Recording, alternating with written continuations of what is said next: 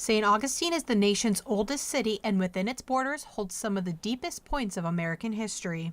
Dr. Amy Larner-Giroux is a researcher at UCF who discovered 2 headstones in St. Augustine engraved with the words 6 unknown Indians. It bothers me when I find headstones that say unknown. Those people had names. They deserve to have their names back. The 2 graves hold the remains of 12 Plains Native Americans who died in the 1870s after being captured as prisoners of war. And during the time frame that they were in St. Augustine, 9 of them passed away from various diseases and were buried in St. Augustine National Cemetery. Noreen Starr, a member of the Cheyenne and Arapaho tribes in Oklahoma, said 2 of her ancestors were among the prisoners. Both of Noreen Starr's ancestors were imprisoned and later died here at Fort Castillo de San Marco in St. Augustine in 1875. We grieved,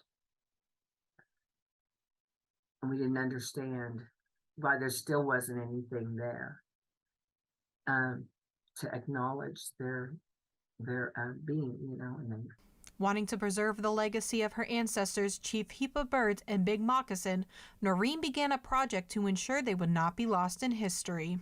Because we have to educate, not just our people, but we have to educate everybody.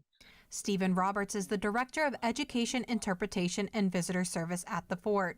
He says he wants to help preserve the Native American history within St. Augustine. They are the experts. Their knowledge of their traditions, of their history, and the impacts of this place on them is really something that is important to share with our visitors. The fort will continue to work with Dr. Giroux and the tribes to update their exhibit to include the generational trauma associated with the fort.